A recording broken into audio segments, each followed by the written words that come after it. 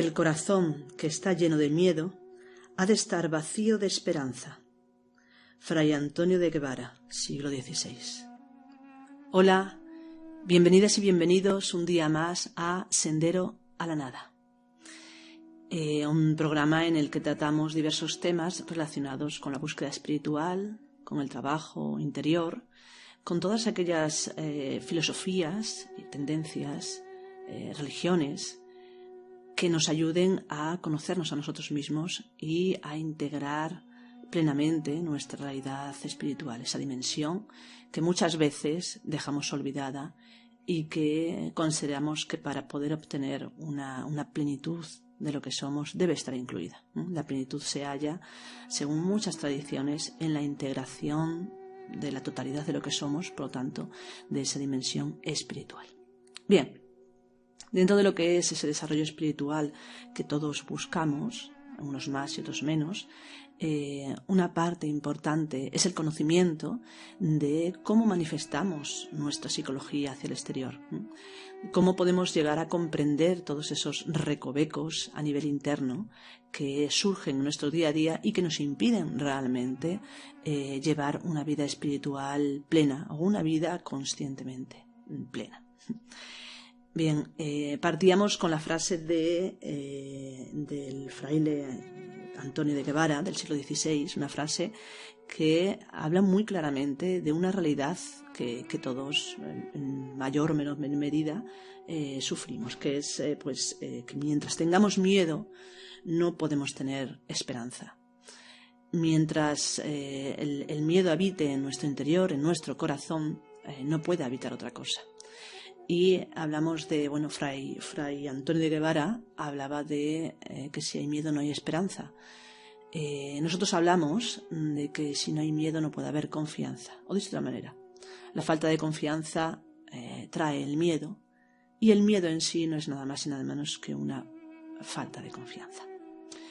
Explicaremos por qué.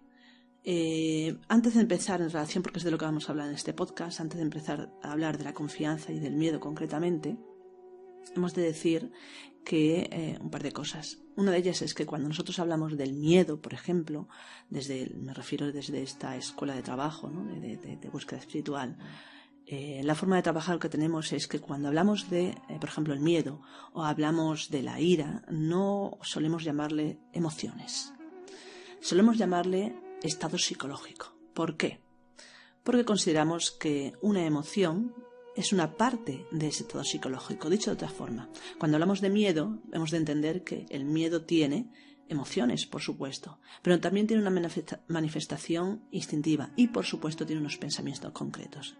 Por lo tanto, el miedo en sí es un estado psicológico que se manifiesta a través de ciertos pensamientos, a través de ciertas emociones, a través de ciertos movimientos instintivos. De hecho, se manifiesta también en ciertos actos concretos. Lo mismo sucede con la ira o con cualquier estado psicológico. Por lo tanto, entendemos que un estado psicológico es un conjunto de pensamiento, emoción y acto, no solamente emoción. ¿De acuerdo?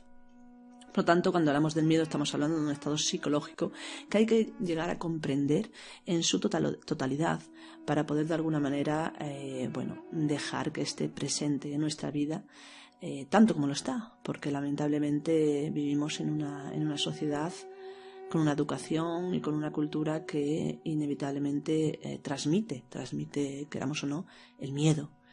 Y ese miedo es fundamentalmente surge de esa ignorancia, de no saber lo que somos, por lo tanto imposibilita saber qué es lo que nos rodea y no nos permite dar respuesta a esas eternas preguntas tanto de la filosofía como de las diferentes tradiciones espirituales. ¿De dónde somos? ¿De dónde venimos? ¿Hacia dónde vamos? ¿Quiénes somos realmente? Me gustaría leer la frase del Génesis 3:9, que dice lo siguiente, dice: y llamó Dios, el Eterno, preguntándole: ¿dónde estás? Y respondió: he oído tu voz en el huerto y tuve miedo, porque estoy desnudo, por eso me escondí. Esta frase que inicia en el Génesis al inicio del Génesis, que nos habla claramente de por qué surge el miedo. Si lo analizamos un poco desde la visión más de la propia psicología y desde el desarrollo espiritual, vemos que dice: tuve miedo porque estoy desnudo, por eso me escondí. Si cambiamos un poco la palabra desnudo por la palabra vacío, por la palabra separar, podemos entender claramente ese miedo. En la frase dice: tuve miedo y porque estoy desnudo y por eso me escondí. Da a entender de que cuando uno ve que está desnudo surge el miedo, y así es, ¿no? En realidad, para poder entender realmente la palabra desnudo, hace referencia a ese vacío que se produce en nuestro interior cuando perdemos la percepción de unión con lo divino. Por lo tanto, cuando uno se separa, cuando uno se ve a sí mismo como algo separado, es cuando surge ese miedo, esa ausencia de la realidad espiritual.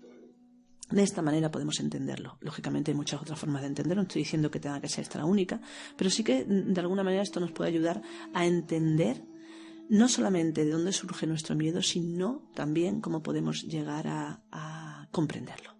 De hecho, otra de las cosas que quería comentar antes de hablar más en profundidad sobre ello es que para poder comprender cualquier estado psicológico debemos de trabajar y comprender también su contrario, es decir, lo que se ha llamado en las tradiciones las virtudes. Por eso hablamos a la vez del miedo y de lo que consideramos que es su contrario, que no es la valentía, sino la confianza. La confianza, que sería no confiar, porque a veces cuando hablamos de esto decimos sí, pero ¿confiar en qué? ¿En qué debemos confiar? ¿En los demás? ¿En nosotros mismos? ¿En qué? Aquí hablamos de que hay, aquí me refiero fundamentalmente en una escuela que pretende pues el desarrollo espiritual, ¿no? Con un conocimiento que pretende también ese desarrollo. Cuando hablamos entonces de dos tipos de confianza. La primera confianza debe ser en el conocimiento que te va a permitir ese desarrollo espiritual. Debemos de confiar en la enseñanza. Si no confiamos en la enseñanza, entonces es muy difícil que avancemos en este camino. Y el segundo tipo de confianza, más importante que el primero, es confiar en el ser. Confiar en la divinidad. Confiar en la unidad, en el absoluto, en Dios. Da igual el nombre que le demos. La realidad es que debemos de confiar en aquello que nos trasciende como ser humano, en aquello que es trascendental, en aquello que habla de espíritu, que está por encima de lo humano. Porque una de las cosas que aclaramos también es que lo que no podemos hacer es confiar ciegamente en nosotros, como seres humanos. ¿Por qué decimos esto? Está bien tener cierto grado de confianza en uno mismo. Hay personas que tienen más, personas que tienen menos. No estamos diciendo que debamos de desconfiar en uno mismo, sino que no debemos de ciegamente confiar. ¿Por qué? Porque la realidad nos demuestra que constantemente fallamos. Fallamos constantemente en cualquiera de nuestros propósitos, en el día a día, en cualquiera de nuestros pensamientos, en cualquier cosa que hacemos. Acertamos. La gran mayoría de las veces, en todo lo que hacemos, acertamos. Nuestra vida no solamente está llena de errores, sino que está inmensamente llena de aciertos, por supuesto. Pero también es cierto que fallamos. Y pretender no fallar, pretender esa confianza en el que no fallar, realmente es extorsionarnos a nosotros mismos, en el sentido de que vamos a exigirnos demasiado y vamos a sufrir por ello. Por lo tanto, aquí suelo decir: no confíes en ti, confía en el ser.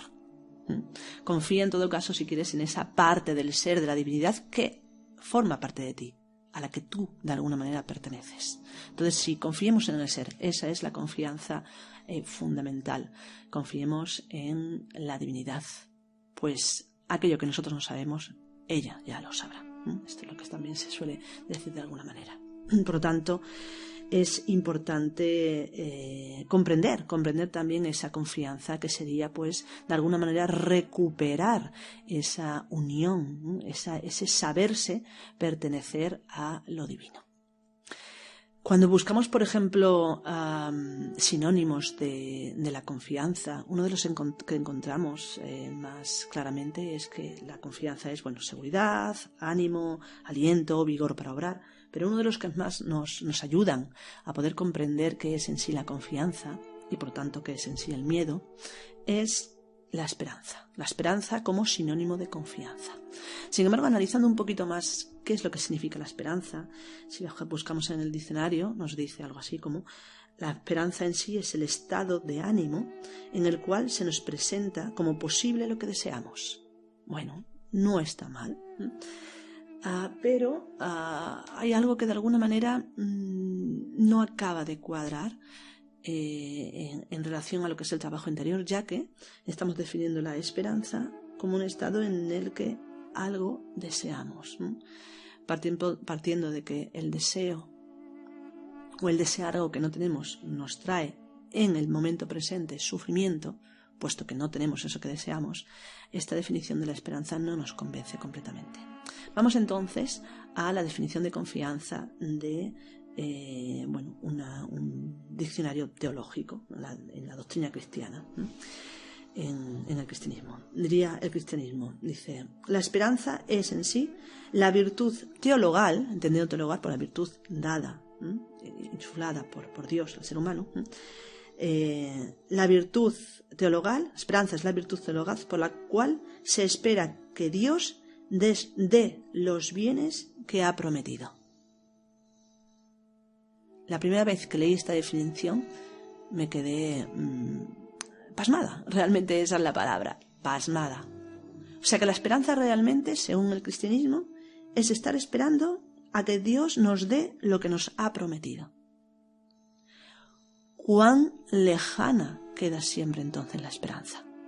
No me extraña que la definición del diccionario sea también estar esperando algo que deseamos. En realidad, cuando uno profundiza realmente en lo que es la esperanza e incluso en lo que es la confianza, y ahí en esa comprensión es cuando uno unifica el sentido tanto de esperanza como de confianza. Cuando uno profundiza en esa virtud en sí, que es el esperar que Dios nos dé los bienes que nos ha prometido, en realidad te das cuenta de que no hay que esperar los bienes de Dios, sino esperar en Dios. No esperar en los bienes de Dios. ¿Qué son los bienes de Dios más allá de Dios?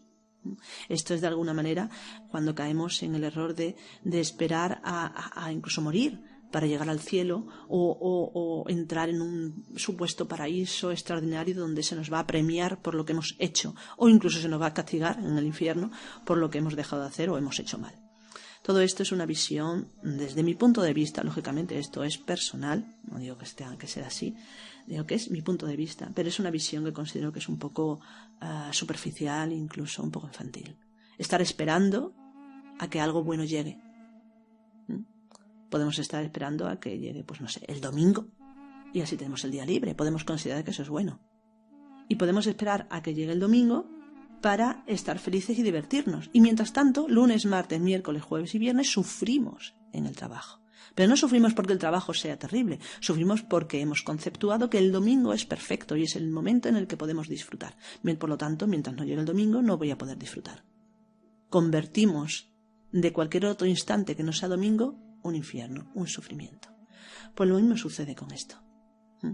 Si consideramos que la esperanza o la confianza es esperar a que nos llegue algo, que Dios nos dé algo, y no entendemos que podemos ya en este instante participar de ese algo, nos estamos equivocando completamente.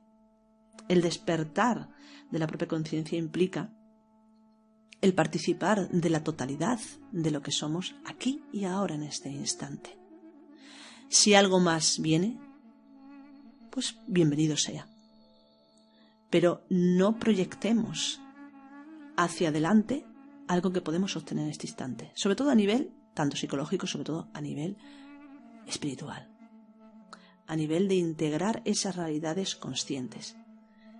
Si realmente vivimos en la ignorancia, si conocemos muy poco de nosotros mismos, ¿por qué damos por hecho que no tenemos esas virtudes?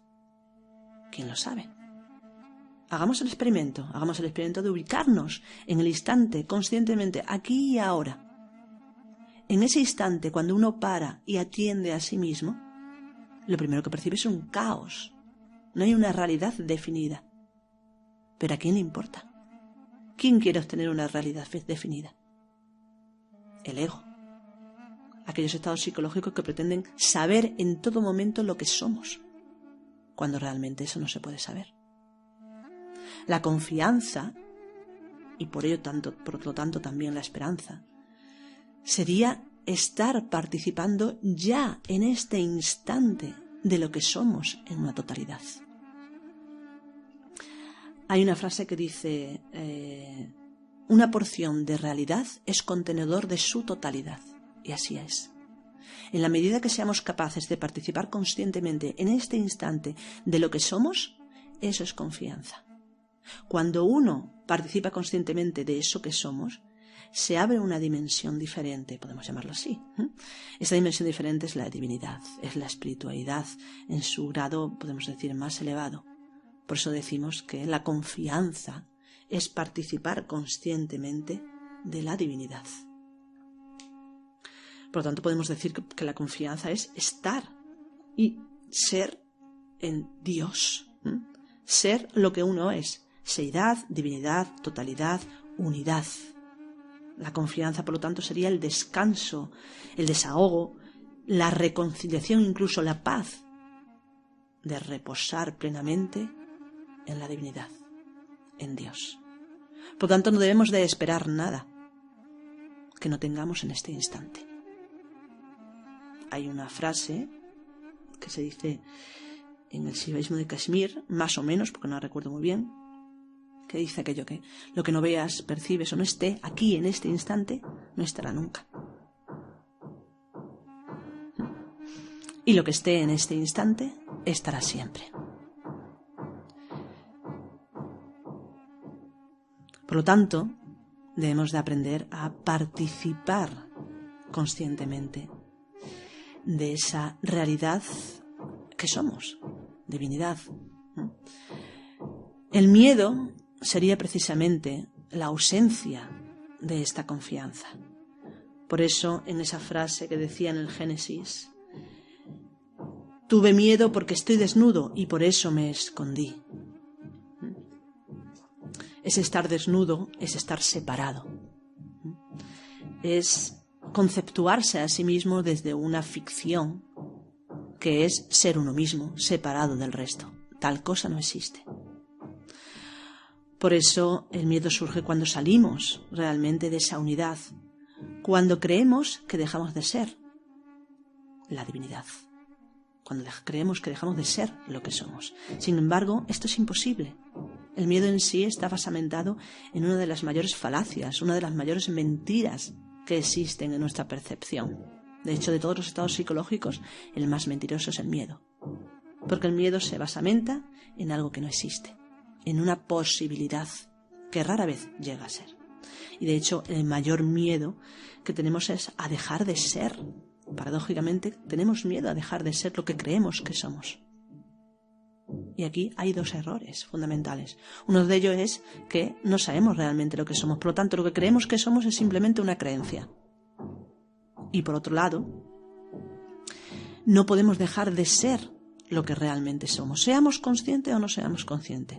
¿Quién puede dejar de ser parte de lo creado? Eso es imposible.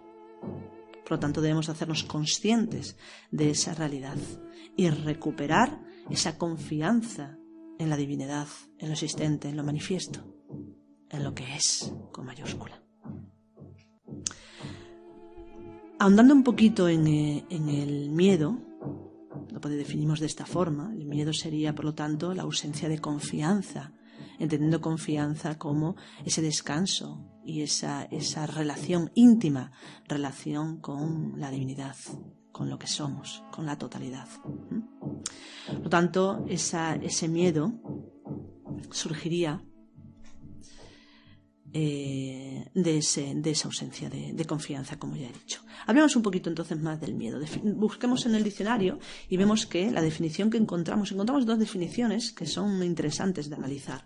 La primera definición sería: el miedo es la perturbación angustiosa del ánimo por un riesgo o daño real o imaginario. Bien, vamos a analizar poco a poco esta definición, luego hablaremos de la otra. Bien, ¿qué es perturbación? Bien, pues buscando perturbación es sinónimo de movimiento, ¿vale? Angustia. Angustia podemos definirlo, ahora así un poco abiertamente y rápidamente, como sufrimiento. Y ánimo, decía, perturbación angustiosa del ánimo. Ánimo, bueno, del alma, es decir, de la psique, de la psicología. Entonces, traduciendo, podemos decir, por lo tanto, que el miedo es un movimiento que produce un movimiento o un sufrimiento que se produce en nuestra psiquis. Es eso. Claro que esta definición coincide prácticamente con todos los estados psicológicos, ya sea la ira, ya sea la ambición, ya sea la ignorancia, ya sea cualquier estado psicológico, realmente nos habla de que hay un movimiento psicológico que nos produce sufrimiento. Por lo tanto, hasta aquí la definición del miedo es como cualquier otro estado psicológico. Vamos a esa otra parte de la frase que puede definir más concretamente qué es el miedo. Porque decía la frase, según el diccionario, perturbación angustiosa del ánimo por un riesgo o daño real o imaginario. Bien, por lo tanto, la segunda parte de la frase es ese riesgo o daño real o imaginario. Bien, por lo tanto, decimos, el miedo sería entonces un estado de sufrimiento provocado por una percepción real o imaginaria de peligro. Porque riesgo o daño real podemos traducirlo por peligro. Por lo tanto, el miedo sería ese estado psicológico, ese sufrimiento ante un peligro. Ahora, una de las cosas que se plantean cuando se hace esta definición es que es necesario el miedo, porque si existen peligros en nuestra vida, y sí que existen, es necesario para nosotros tener miedo para poder resguardarnos de esos peligros. Y aquí es donde entra, de alguna manera, esa necesidad de definir realmente los estados psicológicos y diferenciar lo que es un estado psicológico añadido que nosotros recreamos por cierta ilusión a lo que es realmente aquello que percibimos internamente. Bien, cuando hablamos del miedo debemos de separar lo que es el miedo de lo que es la reacción instintiva motriz que nos ayuda a huir de un peligro.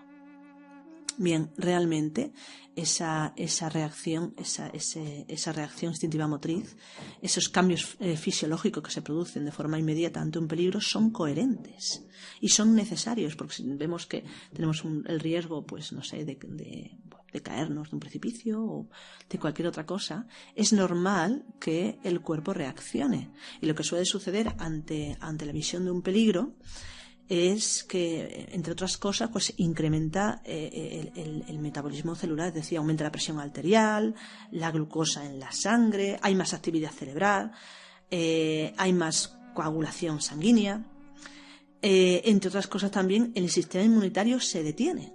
Se detiene porque, de alguna manera, ante un peligro, el inmunitario no se considera una función esencial y lo que hace nuestro sistema fisiológico, nuestro cuerpo, nuestro instinto, es que hace fluir la sangre a los músculos mayores, fundamentalmente las extremidades inferiores, para prepararse para una huida de ese peligro.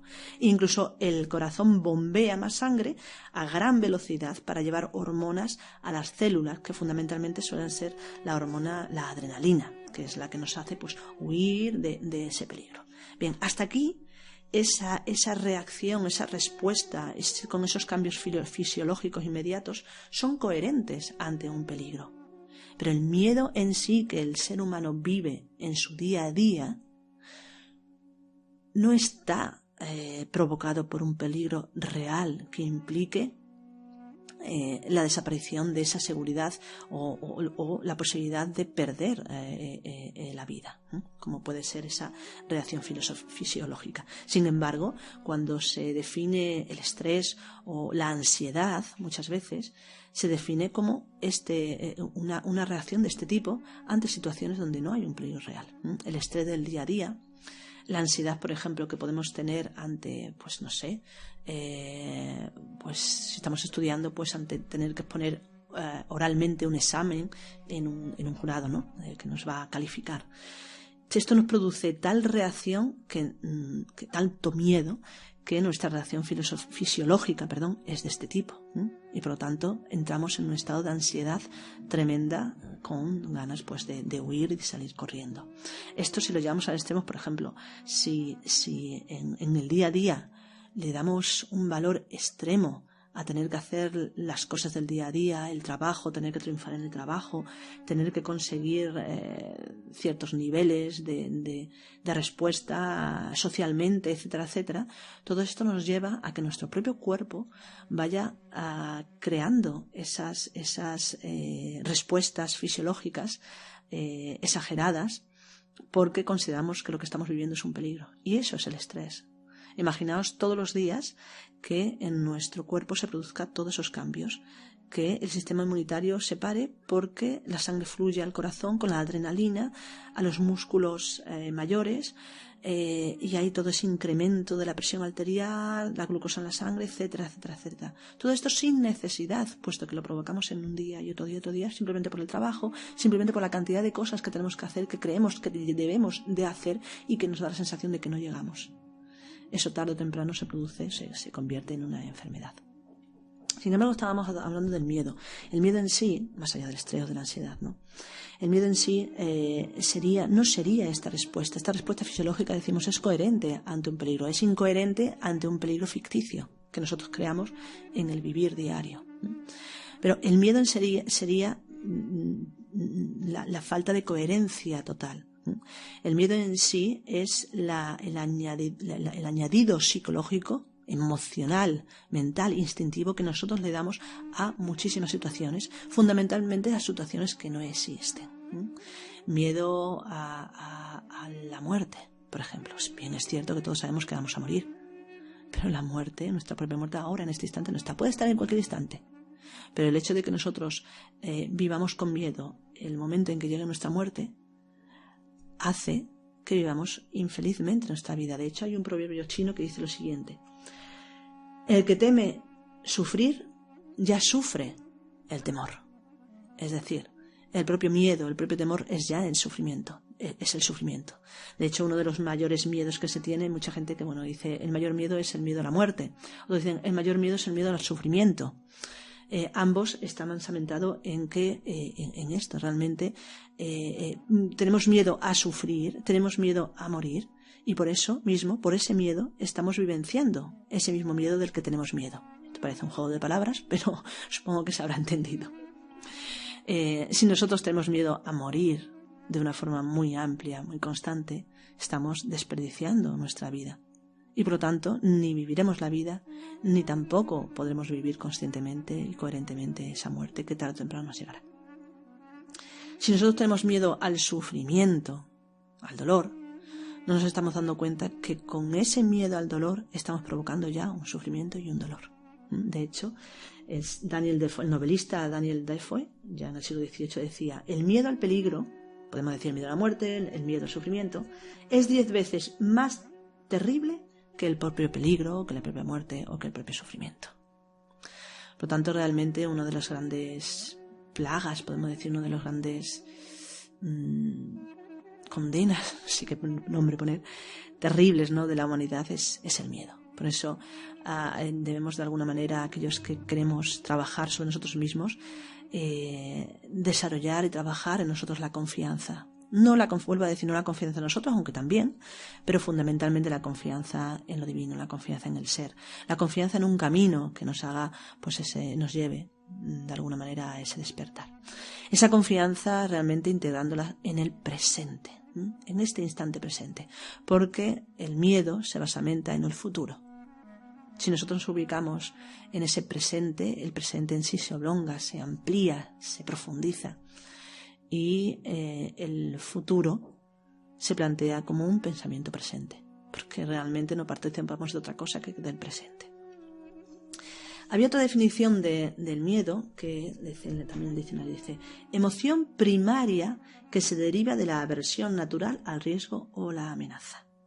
Bien, esa emoción primaria, decimos, es una forma que consideramos, la visión de la psicología oficial, de la filosofía oficial, completamente respetable, pero desde nuestro punto de vista, vuelvo a decir, nuestro punto de vista, tan válido como cualquier otro, siempre que se respeten los de los demás, consideramos que el miedo no es en sí una emoción primaria, sino que es un estado psicológico, como he comentado ya, que manifiesta una forma de pensar, sentir y actuar. Lo que sucede es que el miedo o la parte instintiva motriz o fisiológica del miedo es tan intensa que nos hace pensar que no hay pensamientos coherentes. Más que pensamientos coherentes o incoherentes en el miedo, lo que suele suceder es que cuando surge el miedo, este estado ha surgido debido a que hemos estado pensando previamente en otro estado. Dicho de todas maneras, no lo he explicado bien. Me refiero a que muchos miedos surgen debido a ideas preconcebidas que tenemos sobre algo. Por ejemplo, el miedo a la muerte son ideas preconcebidas de lo que es la muerte. Y aquí no hay ninguna duda de que son ideas preconcebidas. ¿Por qué? Porque nadie sabe realmente lo que es la muerte. Pocas personas han podido tener alguna experiencia, lo que se llama experiencia cercanas a la muerte, y nadie ha venido a contarnos qué es lo que sucede. Por lo tanto, ese miedo a la muerte realmente es algo completamente proyectado a nivel intelectual. Esa proyección intelectual hace que cada vez que surja ese pensamiento, pues se recree toda esa emoción instintiva que nos hace pues sufrir y pasarlo mal.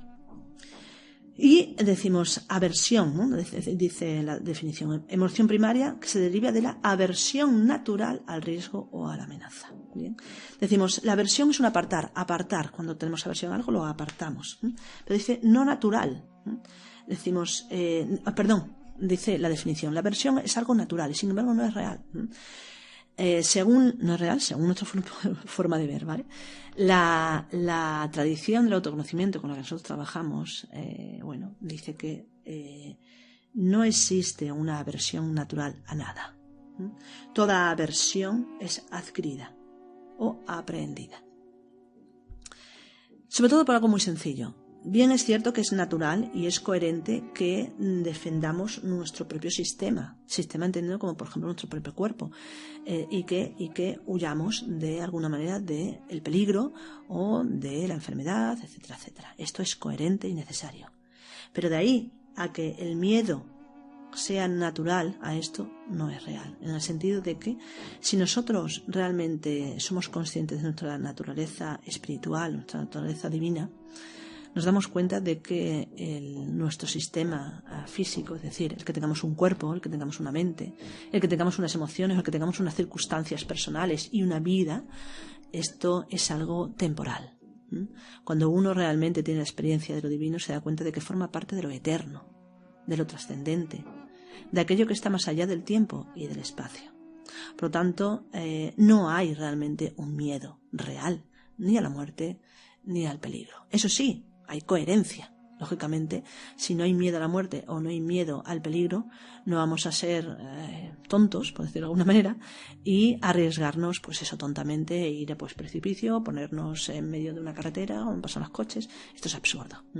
Lo que se quiere decir con todo esto es que aunque cuando surge el peligro o surge el miedo, cuando surge el peligro o la amenaza a nuestra propia integridad, no se tiene miedo. Lo que se tiene es una reacción fisiológica, como hemos dicho antes, pero no miedo, porque el miedo sería la aversión a eso, es decir, el sufrimiento, el negar a toda costa esos estados psicológicos, y esto en sí no es algo que hemos aprendido. Se nos dice que la muerte es negativa, se nos dice que el sufrimiento es negativo, se nos dice que la vejez es negativa, se nos dice que fracasar es negativo, tantas y tantas cosas que se nos dicen, y que si realmente paramos un poquito nos damos cuenta de que ¿qué es eso de fracasar? ¿Qué es eso de triunfar? ¿Triunfar en qué y fracasar en qué? ¿Qué es eso de la muerte? No tenemos ni idea de lo que es la muerte. Realmente y a duras penas sabemos lo que es la vida, como para saber realmente lo que es la muerte. El sufrimiento y el dolor, podemos saber un poco lo que es el dolor y podemos saber, imaginar y proyectar multitud de sufrimientos, porque en realidad el sufrimiento es eso, proyección y proyección. Pero realmente cuando uno analiza un poco, cuando uno se para un poco y hace introspección y hace conexión con eso que es sagrado, que está dentro de sí, es muy difícil sostener el miedo por mucho tiempo. Muy difícil, sostener los argumentos del miedo por mucho tiempo. Porque uno participa, uno es parte de esa totalidad. Marie Curie decía lo siguiente, dice: nada en la vida debe ser temido, solamente comprendido. Ahora es el momento de comprender más para temer menos. Y así es. Hace muchos años ya que dijo esta frase. Sin embargo, no caemos en la cuenta de lo importante que es. Aquello que tememos es aquello que no comprendemos. Aquello que tememos es aquello que no abarcamos. Porque comprender es abarcar, aprender es abarcar. Y abarcar, realmente lo único que abarca en nosotros es aquello que forma parte de la totalidad, aquello que llamamos espíritu o aquello que llamamos divinidad. Bueno, hasta aquí el podcast de hoy. Espero que os sirva. Volveremos a hablar seguramente en el futuro del miedo y de la confianza, porque son temas que nos acaban. Si queréis tenéis alguna duda más, alguna pregunta, siempre podéis preguntar en el mismo programa, en Sendero a la Nada, o consultar nuestra página web, centronoesis.com, para consultar también pues cualquier otro tema relacionado con la espiritualidad y con la búsqueda interior. Un saludo y hasta otro día.